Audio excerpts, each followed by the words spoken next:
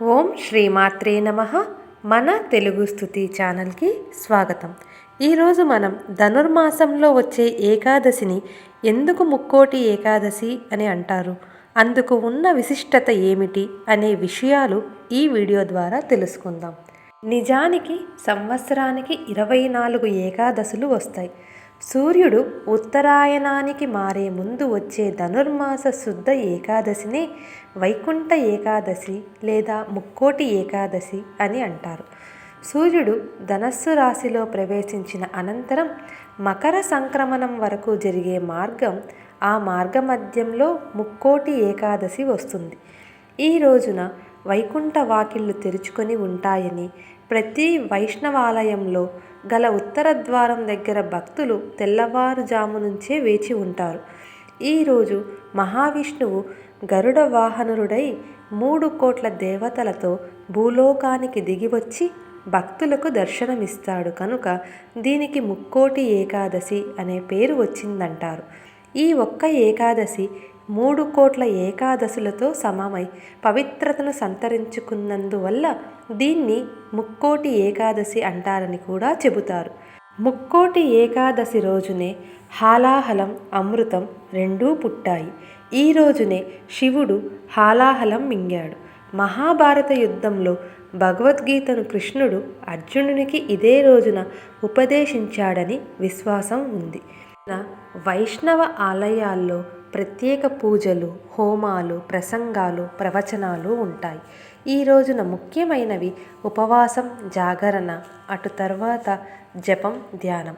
విష్ణు పురాణం ప్రకారం 2 రాక్షసులు తనకు వ్యతిరేకంగా ఉన్న మహావిష్ణువు వారి కోసం తన వైకుంఠ ద్వారాలను తెరిచాడని, తమ కథ విని వైకుంఠ ద్వారం గుండా వస్తున్న విష్ణు స్వరూపాన్ని చూసిన వారికి వైకుంఠ ప్రవేశం కల్పించాలని వారు కోరారు.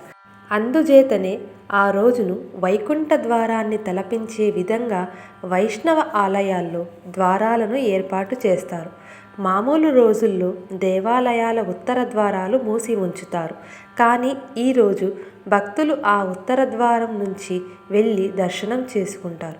తిరుపతిలో కూడా ఈ రోజును వైకుంఠ ద్వారం పేరిట ఉన్న ప్రత్యేక ద్వారాన్ని తెరిచి ఉంచుతారు. పద్మపురాణం ప్రకారం విష్ణువు నుంచి ఉద్భవించిన శక్తి మురా అనే రాక్షసుడిని సంహరించిన రోజు వైకుంఠ ఏకాదశి అని చెబుతారు.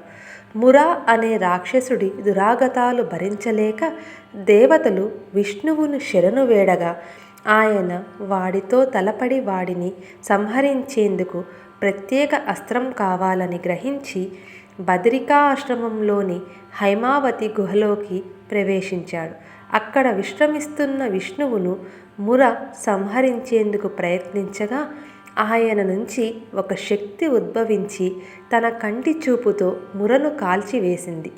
అప్పుడు ఆ విష్ణువు ఆ శక్తిని చూసి సంతసించి ఆమెకు ఏకాదశి అనే పేరు పెట్టి వరం కోరుకోమని చెప్పాడు. ఆ రోజున ఉపవాసం ఉన్న వారి పాపాలను పరిహరించాలని ఆమె కోరింది. ధనుర్మాస శుక్ల ఏకాదశి రోజున ఉపవాసం ఉన్న వారికి వైకుంఠ ప్రాప్తి కలుగుతుందని విష్ణువు వరమిచ్చాడు. అందుకే వైకుంఠ ఏకాదశి రోజున ముర బియ్యంలో దాక్కొని ఉంటాడని, అందుకే బియ్యంతో చేసిన ఏ పదార్థం తినకుండా ఉండాలని అంటారు. ఈ రోజున ఉపవాసం ఉంటే మిగతా 23 ఏకాదశులు ఉపవాసం ఉన్నట్టే అని విష్ణు పురాణం చెబుతోంది. ముర అంటే తామసిక, రాజసిక గుణాలకు, అరిషద్ వర్గాలకు ప్రతీక. వీటిని ఉపవాస జాగరణల ద్వారా జయిస్తే సత్వగుణం లభించి తద్వారా ముక్తికి మార్గం ఏర్పడుతుంది. వరి అన్నంలో ముర నివాసం ఉంటాడు కనుక మందబుద్ధిని ఇచ్చిని జాగరూకతను దెబ్బతీస్తాడని అంతరార్థం. ఏకాదశి నాడు ఉపవాసం ఉండి ద్వాదశి నాడు అన్నదానం చేస్తే వారు కోరుకున్న కోరికలన్నీ తీరుతాయి. ఒకరోజు భోజనం చేయక తరువాతి రోజు చేయడం వలన జిహ్వకు భోజనం రుచి తెలుస్తుంది. గీతోపదేశం జరిగిన రోజు కనుక ఈ రోజున భగవద్గీత పుస్తక దానం చేసినా కూడా అన్ని మంచి ఫలితాలే లభిస్తాయి. మరిన్ని ఇలాంటి భక్తి వీడియోస్ కోసం మన తెలుగు స్తుతి ఛానల్ని సబ్స్క్రైబ్ చేసుకోండి. లోకాం సమస్తాం సుఖినో భవంతు. సర్వే జనా సుఖినో భవంతు. స్వస్తి.